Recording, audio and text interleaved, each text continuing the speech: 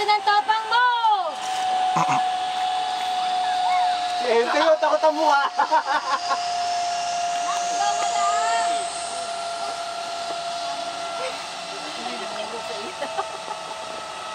Ilang feet yan, Sir Sunny? Unti lang. Iusad na ako nakakatakot. Baka hindi nasa ilalim.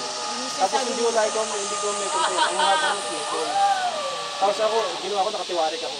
3, 2, 1, go!